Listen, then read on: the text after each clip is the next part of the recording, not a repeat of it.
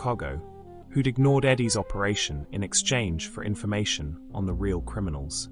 And Marcus Webb, the lawyer who'd kept Eddie out of jail more times than anyone could count. The usual suspects, the loyal regulars, Eddie's extended family. At midnight, Eddie raised his glass for a toast. "To the good old days," he said, his voice thick with whiskey and sentiment. "To all of you who made this dump feel like home. And to tomorrow, may it be even better than yesterday." The crowd erupted in cheers. Glasses clinked. Someone started singing Auld Lang Syne, even though it wasn't New Year's. Jack poured drinks until his arms ached. By 2 a.m., the crowd had thinned. By 3, only the regulars remained, swapping stories and lies in equal measure. Eddie excused himself around 3:30, said he needed to grab another case of the good stuff from the cellar. "Last night deserves the best," he said with a wink. Jack watched him disappear down the narrow stairs behind the bar. He poured another round for Gloria, who was crying into her gin about the end of an era. 15 minutes passed. Then 20. Eddie should have been back by now. "I'll go check on him," Jack told Gloria, wiping down the bar. The cellar stairs creaked under his weight. The air grew cold and damp as he descended into the darkness. A single bare bulb illuminated the space. Rows of bootleg whiskey, crates of gin, and in the corner, next to the old coal chute, Eddie Malone. He was lying face down in a pool of blood, a tire iron beside his head. Jack's hands went numb. He knelt beside Eddie, checking for a pulse he knew wouldn't be there. Eddie's skull was caved in, 3 brutal strikes that had ended him fast. Murder, in his own speakeasy, on the last night of Prohibition. Jack looked back toward the stairs. Whoever killed Eddie was still upstairs, drinking and laughing and pretending to mourn the end of an era. One of the regulars was a killer, and Jack had until dawn to figure out which one. Act 2, the suspects. Jack climbed back up the stairs on legs that felt like water. His mind raced. He should call the cops. But Detective Walsh was upstairs, half in the bag, and the moment Jack announced Eddie's death, the killer would disappear into the Chicago night. No, he had to be smart about this. He had to think like Eddie would have thought. The cellar had 2 entrances, the stairs behind the bar, and the old coal chute that opened into the alley. The coal chute was locked from the inside, and Jack had watched Eddie go down those stairs alone. Whoever killed him had followed him down, or was already waiting. Jack returned to the bar, forcing his face into neutrality. 4 regulars remained: Sal, Gloria, Walsh, and Marcus. For people who'd known Eddie for years. For people with access to the cellar. One of them was a murderer. "Eddie's taking his sweet time," Gloria said, lighting another cigarette. Her hands shook. "He's particular about his whiskey," Jack said carefully. "Say, Gloria, when did you get here tonight?" She exhaled smoke, her eyes distant. "Around 11. Why? Just curious. Big night and all." Sal Benedetto leaned against the bar, his expensive suit wrinkled from a long night. "Eddie promised me a case of the 28 bourbon. Said I could have it as a parting gift. You think he'd mind if I went down and grabbed it?" "He'd mind," Jack said quickly. "Let him finish up down there. You know how Eddie gets about his stock." Marcus Webb was nursing his 3rd Manhattan, looking more sober than he should. "Strange, isn't it?" the lawyer said. "End of Prohibition. Eddie's closing shop. Feels like the end of something bigger. Feels like a lot of money drying up," Walsh said from his corner booth. The detective's eyes were sharper than his slurred words suggested. "A lot of people made fortunes off this whole thing. A lot of people are going to be hurting when the legal bars open." Jack studied each of them, looking for tells. Sal was sweating despite the cool cellar air. Gloria couldn't keep her hands still. Marcus kept checking his watch. And Walsh? Walsh was watching everyone with a cop's instinct. "Another round?" Jack asked. "Why not?" Sal said. "Last night to drink illegal booze. Got to make it count." As Jack poured, he thought about motives. Why would someone kill Eddie? Money? Revenge? Fear? Eddie had been a bootlegger for 13 years. He'd made enemies. He'd made deals. He knew where bodies were buried, sometimes literally. And now someone had decided to bury him. Act 3. The investigation. Jack needed information, and he needed it fast. Dawn was 4 hours away, and the killer could leave at any moment. He started with what he knew, the 4 regulars, all with connections to Eddie that went deep. While refilling drinks, Jack tried to work each of them. "Sal," he said casually, "you and Eddie go way back, right? To the beginning?" Sal nodded, his eyes bloodshot. 1920. We ran booze together from Canada. Made a fortune before things got complicated. Complicated how? Eddie wanted to go legitimate. I wanted to keep the operation going, Prohibition or not. We had words about it, but that was business. Nothing personal. Sal's jaw tightened. Eddie was my friend. Was. Past tense. Jack filed that away. He moved to Gloria next, refilling her gin. "You okay? You seem jumpy."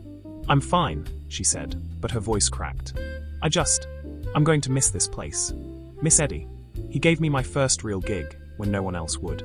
She looked up at Jack with red-rimmed eyes. "You know I was in love with him, right? For years. Stupid, hopeless love. Did he know?" "Of course he knew. Eddie knew everything." She laughed bitterly. "He was kind about it. Gentle. Told me he wasn't the marrying type. Told me I deserved better. Maybe he was right." Jack noticed her lipstick was smudged, and there was a fresh stain on her collar. She'd been crying earlier, before the party started. Marcus Webb was harder to read. The lawyer sat perfectly still, sipping his Manhattan with mechanical precision. When Jack approached, Marcus spoke first. "You're investigating," he said quietly. "I can see it in your eyes. Eddie's dead, isn't he?" Jack froze. "What makes you say that?" "Because Eddie would never stay in that cellar this long. Not tonight. Which means something's wrong." Marcus set down his glass. "And you haven't called the police, which means you think one of us did it. Did you?" Marcus's laugh was hollow. "Eddie was my best client. He paid my retainer every month for 13 years. With Prohibition ending, I was about to lose a significant source of income. Killing him makes no financial sense. Maybe it wasn't about money. With me, it's always about money." Marcus leaned forward. "But if you want a suspect, talk to Walsh. Eddie had information on him. Something that could end his career." Jack glanced at the detective, who was pretending not to listen. "What kind of information?" "The kind that gets people killed," Marcus said. "Ask Eddie." "Oh wait, you can't." Act 4, the confrontation. Jack left Marcus and approached Detective Walsh's booth. The cop looked up with weary eyes. "Sit down, kid," Walsh said. "You're making me nervous, hovering like that." Jack sat. "Marcus says Eddie had something on you." Walsh didn't flinch. "Marcus says a lot of things. Most of them true, unfortunately." He took a long pull from his whiskey. "Yeah, Eddie had information on me. Evidence of a crime I committed 5 years ago. Nothing violent, nothing evil. Just a cop taking money he shouldn't have taken. But it would end my career if it came out. So you killed him to keep him quiet." "If I was going to kill Eddie, I would have done it years ago." Walsh's eyes hardened. "Eddie and I had an understanding. He kept my secret. I kept his operation off the radar. Mutually beneficial. With Prohibition ending, his leverage was disappearing anyway. Why would I kill him now? Maybe he was going to talk. One last score before closing up shop." Walsh smiled grimly. "Eddie wasn't like that. He was a crook, sure, but he had a code." The detective leaned forward. "You want my professional opinion? Whoever killed Eddie did it for personal reasons. This was angry. 3 strikes with a tire iron? That's rage. That's betrayal." Jack thought about Gloria's smudged lipstick. Sal's sweating. Marcus's cold calculation. Each of them had motive. Each of them had opportunity. But which one had rage? He stood up, his mind working through the pieces. The coal chute was locked from inside. Eddie went down those stairs alone. The killer followed him down, grabbed the tire iron that was always kept by the furnace, and struck him 3 times. 3 times. Brutal. Personal. Jack walked back to the bar, his eyes scanning the room. And then he saw it. A small detail he'd missed before. On the floor near the cellar stairs, barely visible in the dim light. A single sequin, the kind that decorated Gloria's dress. He looked at Gloria. She was watching him, her eyes wide and frightened. "You followed him down there," Jack said quietly. The room went silent. Sal stopped mid-sip. Marcus turned in his seat. Walsh stood up from his booth. Gloria's face crumbled. "I didn't mean to," she whispered. "I just wanted to talk to him. One last time. Tell him how I felt. I thought maybe, with the speakeasy closing, with everything changing." She started crying. But he laughed. He actually laughed. Said I was being dramatic. Said I should move on with my life. "So you killed him?" "No." Gloria's voice broke. "I got angry. I yelled at him, told him he was a coward, but I didn't kill him. I ran back upstairs. He was alive when I left him. Jack studied her face. She was telling the truth. He could feel it. But if Gloria didn't kill Eddie, who did? And then he understood. You weren't the only one who went down there after Eddie, Jack said. Were you, Sal? Act 5, The Truth. Sal Benedetto's face went pale. His hand moved toward his jacket, but Walsh was faster, pulling his service revolver. Don't even think about it, the detective said. Sal's shoulders sagged. How did you know? Your shoes, Jack said, pointing to Sal's expensive wingtips. There's blood on the sole. Fresh blood. Eddie's blood. Sal looked down at his feet, then back up at Jack. His eyes had gone dead, like switches had been flipped off inside him. He was going to testify, Sal said quietly. Eddie made a deal with the feds. Once Prohibition ended, he was going to tell them everything, about the smuggling routes, the payoffs, the operation.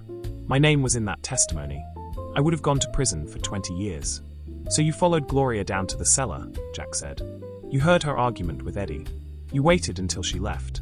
Then you grabbed the tire iron, and you killed him. It was supposed to be quick, Sal said, his voice distant. One strike. But he fought back. He called me a rat.